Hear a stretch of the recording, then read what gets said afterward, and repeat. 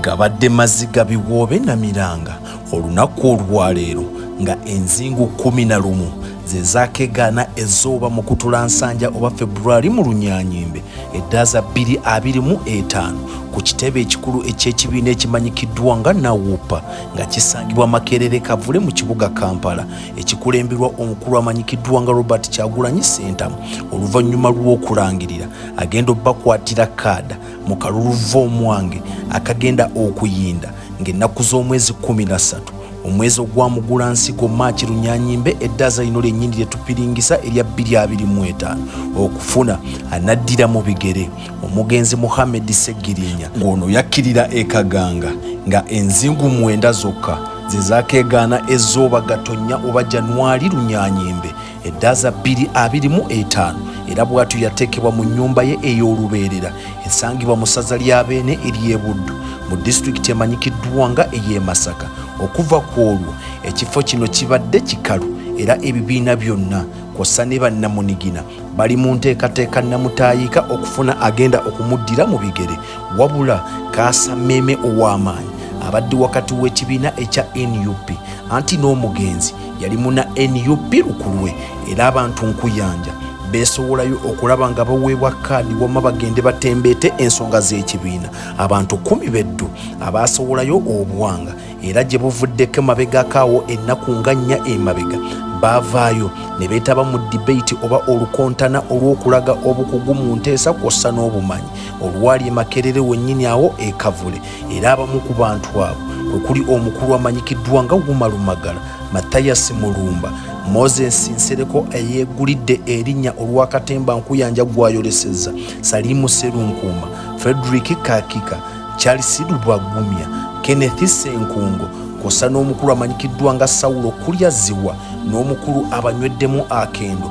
olunaku olwaleero nga si mulala ye munnamateeka Elias Luyimbazi Nalukoola osobola omugattako eryamwogeza ddeewe era nga okusinziira ku mukyala akulira akakiiko oba nantebe akakulembera ebyokulonda mu kibiina kya NUP amanyikiddwa nga Mase Walukuba atutegeezezza nti Luyimbazi bakulu banne bano abaleebeza n'ebitundu 71 mu 100 kati obusigaddewo nga 29 ne babugabana. Nalukoola wenjogerera kaakano ali kuyisa bivulu mu bitundutundu bya Kawempe ey'omumambuka era aweereddwa kaada ambuleera kw'ossa ne fulaga ey'ekibiina. Omukulu amanyikiddwa nga Robert Kyagulanyi Ssentamu batutegeezezza nti enteekateeka ez'akalulu kaneeno okufuna ani abadde agenda obbakwatira kaadi akibiina oba akakiiko akaateekebwawo mu kulonda kaaweebwa ebbeetu lya kusalawo bitundu 40 ku 100 ne bateekako n'ebitundu 10 ku 100 ebyali biva mu ngeri gye baayolesaamu obwongo mu debate eyaliyo ku kibiina kya NUP then ebitundu 5 ebisigalawo ebyo bye byava ku ground engeri abantu gy'obabeeramu eyo wansi era abantu kigambye okusinziira ku kakiiko akawoomamu enteekateeka kw'ossa ne Sekuritale Jeno oba Ssaabawandiisi w'ekibiina amanyikiddwa nga Daudi Lewis Lubongoya batutegeezezza nti abantu be baalonda ebitundu ebisinga okuba ebingi era omukulembeze gwe bawadde kaadi butereevu yasinga okuganja mu bantu. Omukulu ono ng'ayogerako eri ba NUP kw'ossa ne Uganda okutwaliza awamu asuubiza okubakulembera paka kufuna buwanguzi era n'ajjukiza Robert Kyagulanyi Ssentamu nti singa ye si yawangudde yabadde agenda kuyimirira emabega w'oyo kubanga gubadde muzeegwe okuva mu kibiina kye yalimu ekya Democratic Party kyeyeegaana omwaka ogwo oguwedde ogwa 2024 omwezi ogwamukulukusa bitungotungo oba ogw'e10 bwe batyo bwe baamukolanga bwe baamuggyangako kaadi ng'abaddanga emabega bw'atyo n'asaba ne banne bakubye ekigo nti bakwatire wamu bagezeeko okulaba nga batuusa enteekateeka za NUP mu bbanga era n'abagumya nti wakutambula nabo mu buli nsonga zonna bagezeeko okulaba nga bawangula. Wabula bino byonna bibadde bigenda mu maaso ng'omukulu amanyikiddwa nga Moses Nsereko oba Musa tategeera biri ku sseŋŋendo na bulamu anti ye yazirise nga bakabayita okudda mu maaso batembeete omukulu awangudde kaadi era bamulese ku kitebe kya NUP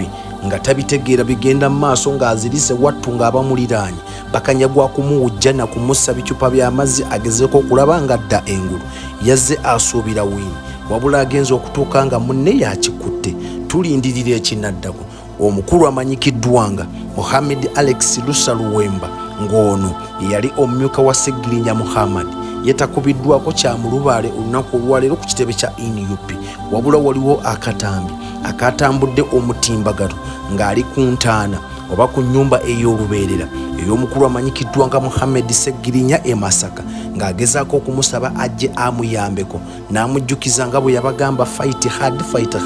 n'amugamba ajje amuyambe abeere mu nteekateeka ez'okufuna kaadi, amuyambe afune kaadi. Gye twakomye okumulaba olunaku olwaleero tetumukubyeko birozo. Nze omwana Soda nkuyanja nkyaleeta. Following YouTube channel yaffe Export TV, TikTok account omwana Soda, bepo ne Facebook page emanyikiddwa nga omwana Soda. Namugereka Ddunda akunkuumire ku lwa Katonda n'ensi yattu Uganda. Export TV to the world.